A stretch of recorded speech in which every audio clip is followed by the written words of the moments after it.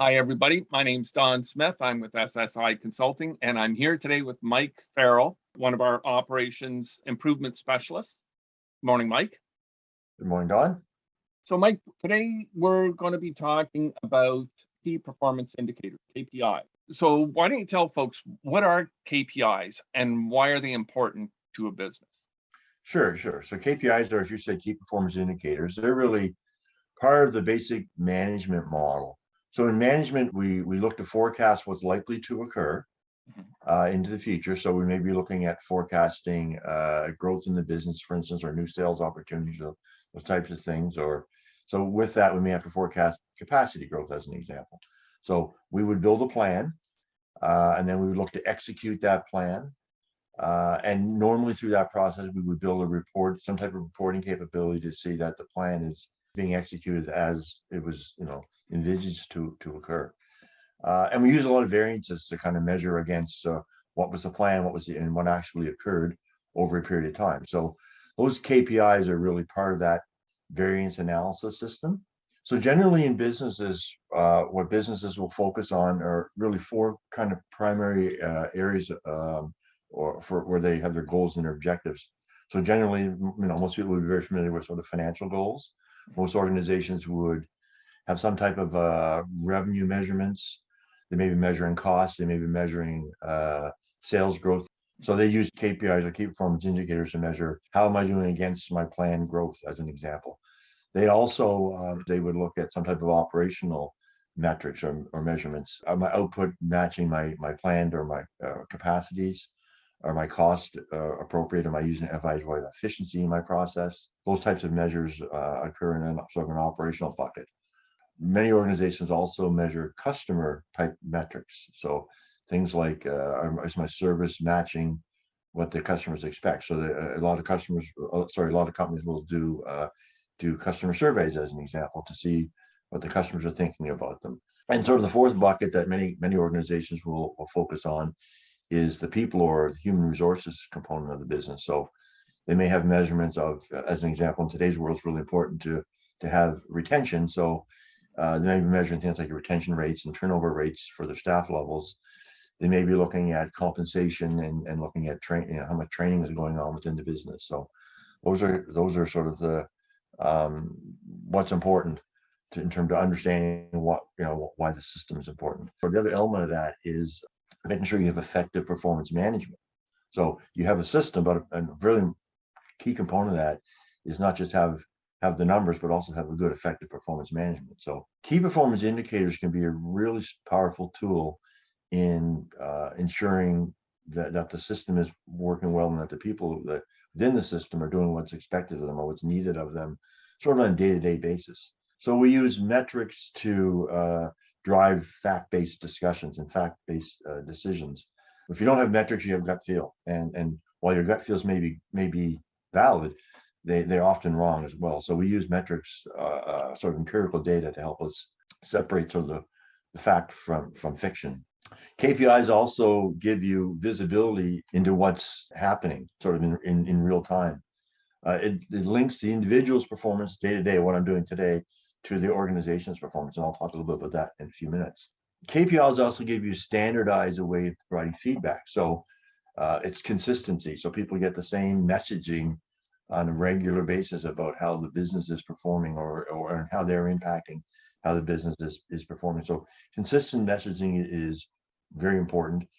It also, with standardized feedbacks, you can also have real-time feedback, or close to real time. So it's one thing to get a report at the end of the month to say how the business did, in the last 30 days, or whatever the case may be.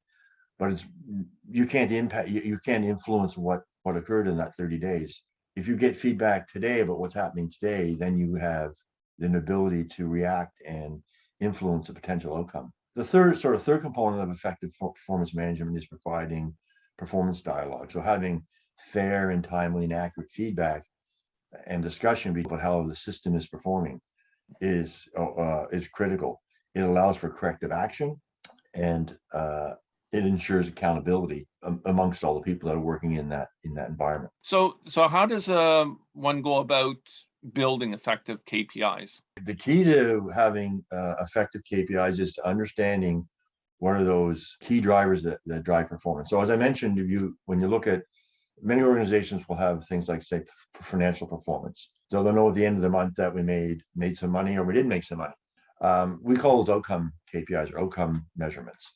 You can't influence those directly. Those are the results. So what in the lean world, what we really focus on is what are the in-process indicators, or what are those key drivers that are affecting performance. So if somebody's working in the shipping department, as an example, they may know that they have to have a certain percentage of the items ready for shipment by midday in order to meet the expected cutoff at the end of when the carrier comes to pick up the product. So in some organizations, they may put a metric in place or a KPI in place to say, every day at lunchtime, check to see that we're at 50% of our throughput for the day. Otherwise, we're not going to make our cutoffs. Quality measurements that occur within a process to see that the procedures are being followed correctly is another measurement of the process indicator. As I mentioned, the outcome indicators are the results. You can't directly influence them on a day-to-day basis, but the in-process indicators or what's happening on the shop floor that's really where you can have an influence. So, the person stocking the shelves or the person who's delivering that product, those are the people that can impact. So we want to know what's important to them, and what's important to them is what we want to measure. So one of the key elements of KPI management is to have alignment within the organization to what's important. So the senior people in the organization may have a certain mindset about what's important. So, for instance, the general manager may see his customer service as being the number one priority for the organization.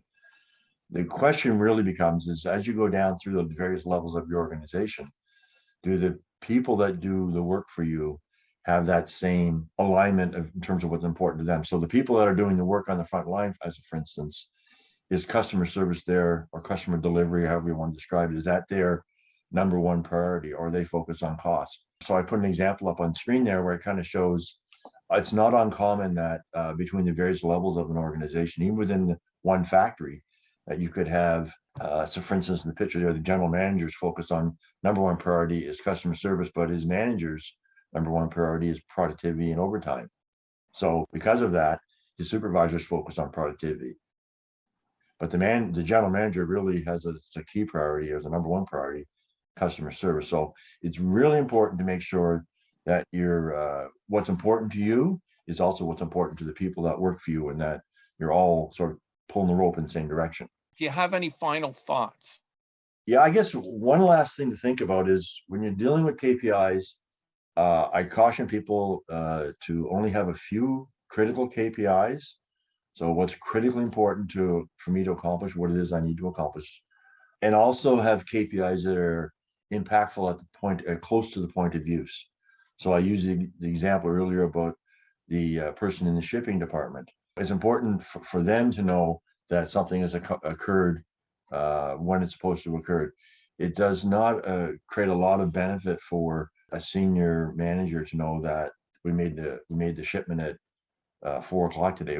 They know that that's important, but they can't directly influence that unless they're going to roll up their sleeves and go out and help with the shipment. And measure the things that are important to the people that are doing the task, and that applies at every level of the organization, regardless of what your role is.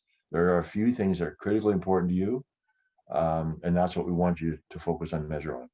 Okay, well, thanks, Mike. That is excellent. And so for all our viewers out there, if you have any questions, please reach out to us, either putting comments in the comment section below or reaching out to us directly through our website.